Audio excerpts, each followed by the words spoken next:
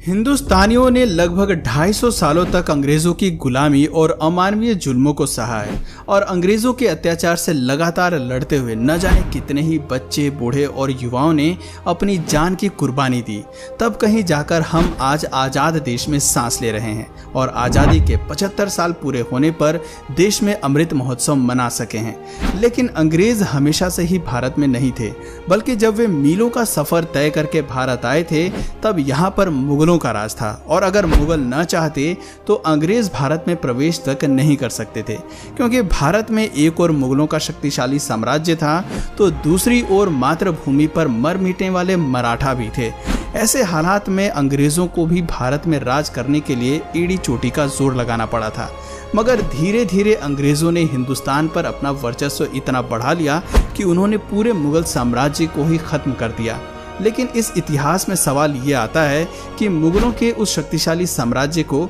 आखिर अंग्रेजों ने किस तरह खत्म किया होगा। आज की इस वीडियो में हम आपको वही दास्तान सुनाने वाले हैं। तो इसी बात पर चलिए शुरू करते हैं इतिहास के एक और नए अध्याय को। इतिहास बताता है कि 16वीं सदी के अंत में भारत इतना संपन्न था कि पूरी दुनिया में जितना उत्पादन होता था उसका लगभग 1/4 हिस्सा केवल भारत में ही उगता था और यही वजह थी कि भारत उस समय सोने की चिड़िया कहलाता था और पूरी दुनिया की नज़र इसी सोने की चिड़िया पर ही टिकी हुई थी। ऐसे में भला अंग्रेज कहाँ पीछे रहते। उस समय हिंदुस्तान में दिल्ली पर सम्राट अकबर का राज था और ऐसा माना जाता है कि अकबर अपने दौर के सबसे ज़्यादा दौलतमंद बादशाह थे। लेकिन उसी समय ब्रिटेन में भी गृह युद्ध की स्थिति बन गई थी और उस समय महारानी एलिजाबेथ प्रथम की शासनकाल में अधिकांश अर्थव्यवस्था कृषि पर ही निर्भर करती थी। अफसोस कि आपसी गृह युद्ध के चलते ब्रिटेन वैश्विक स्तर पर केवल 3 से 4% उत्पादन ही कर पा रहा था और इसी दौरान पुर्तगाल और स्पेन ब्रिटेन को पीछे छोड़कर उनके मुकाबले काफी ज्यादा तरक्की कर रहे थे। हालात इतने बिगड़ चुके थे कि ब्रिटेन के लुटेरे नाविक भी पुर्तगाल के जहाजों को ही लूटकर अपना काम चलाते थे,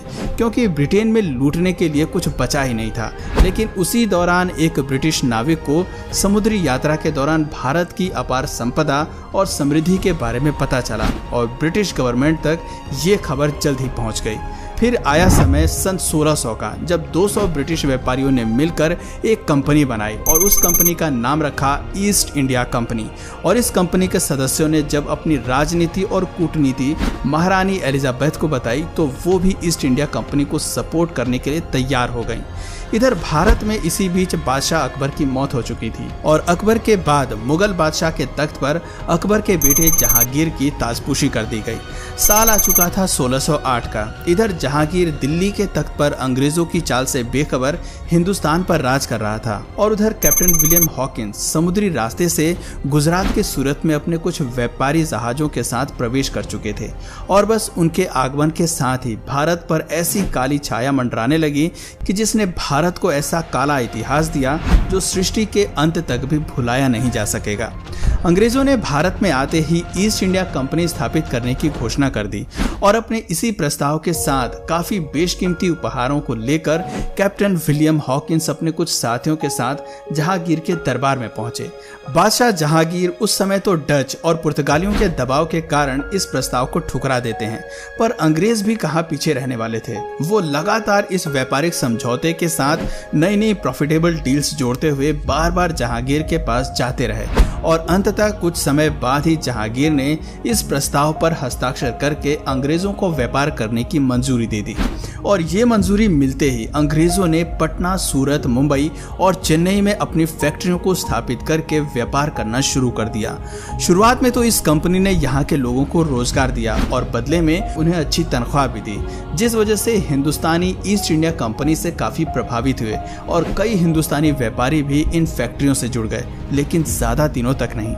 पूरे भारत में ईस्ट इंडिया कंपनी का व्यापार बढ़ता ही चला जा रहा था और अपने बढ़ते व्यापार की वजह से अंग्रेजों के मन में इतना ज्यादा लालच बढ़ गया कि उन्होंने भारत की सत्ता पर ही कब्जा करने की योजना बना डाली और इसी उद्देश्य से 1686 में ब्रिटिशों ने मुगलों के खिलाफ जंग छेड़ दी और औरंगजेब से हुई इस जंग में मुगलों ने ब्रिटिशर्स को बुरी तरह से हरा दिया। इस हार से ब्रिटिशर्स को एक बात तो समझ में आ गई थी कि मुगलों को वो जंग लड़कर तो हरा नहीं सकते, लेकिन लेकिन उन्हें भारत पर कब्जा भी करना था, जिसके लिए उन्होंने वो कूटनीति अपनाई जिसका फायदा वर्षों बाद भी आज तक भारत के धूर्त नेता उठाते हैं और राज करते हैं। और वो कूटनीति थी डिवाइड एंड रूल की, यानी आपस में फूट डालो और इन पर राज करो। जंग में हारने के बाद ब्रिटिशर्स ने औरंगजेब से माफी मांगते हुए ये वादा किया कि वो दोबारा ऐसी गलती कभी नहीं करेंगे, और औरंगजेब ने भी उन पर कुछ जुर्माना लगाते हुए उन्हें माफ कर दिया और अपना व्यापार उसी तरह चालू रखने की आज्ञा भी दे दी।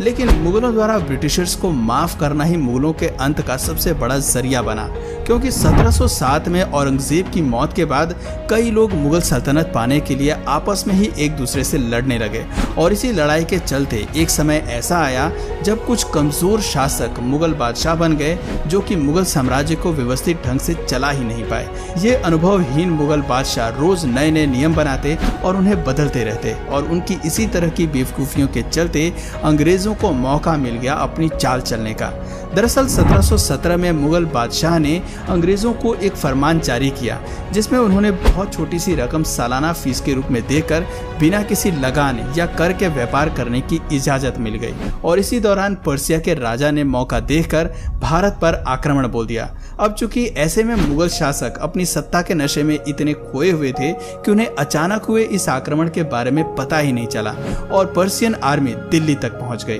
और दिल्ली की गद्दी मुगलों के हाथ से लगभग छूट ही गई थी। स्थिति को पूरी तरह बिगड़ते हुए देखकर मुगल बादशाहों ने तकरीबन 2 करोड़ रुपए, जी हाँ, उस दौर में लगभग 2 करोड़ रुपए और कई बेशकीमती हीरे मोती देकर दिल्ली को बचाया। इतनी बड़ी लूट के बाद मुगल पूरी तरह से कमजोर पड़ गए और अंग्रेजों की साजिश भी उन्हें कुछ कुछ समझ में आने लगी। पर अफसोस कि अब वक्त हाथ से फिसलता जा रहा था और उनका साम्राज्य भी।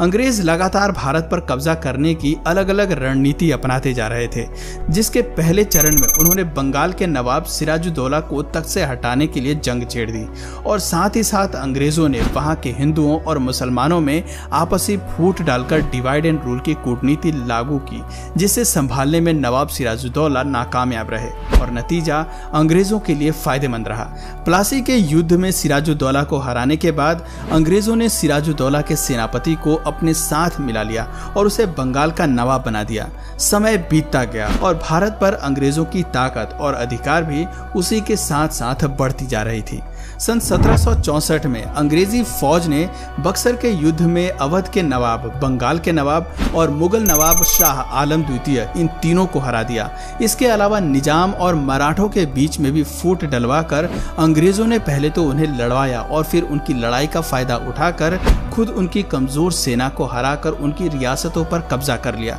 और अंग्रेजों ने अपनी इसी रणनीति और कूटनीति को अपनाते हुए 18वीं सदी तक भारत के लगभग हर एक क्षेत्र पर अपना संपूर्ण कब्जा जमा लिया, जिसके बाद उन्होंने व्यापार और अपने अधिकार क्षेत्र की अन्य कई चीजों पर अपनी मनमर्जी के टैक्स लगाकर भी काफी कमाई करी और भारत को अंदर तक लूट लिया। अंग्रेजों को अभी भारत में पूरी तरह से राज करने के लिए कुछ भारतीयों को भी अपने साथ शामिल करना था, और उन्होंने उन बड़े जमींदारों को अपने साथ मिला लिया जिनसे उन्हें आगे चलकर काफी फायदा हो सकता था। यूं तो अंग्रेजों ने भारत में कुछ बहुत अच्छे काम भी किए, जैसे कि एजुकेशन पॉलिसी लागू करना, रोड कंस्ट्रक्शन, रेलवे वगैरह लाना, जिस वजह से कई समाज सुधारक अंग्रेजों से प्रभावित हुए और उनका साथ देने लगे। मगर यही विश्वासघात की वजह थी कि 1857 की स्वतंत्रता क्रांति के दौरान कई बड़े जमींदार और समाज सुधारक अंग्रेजों के साथ हो गए थे, जिसकी वजह से आगे चलकर अंग्रेजों को भारत पर जीत हासिल करने में मदद मिली।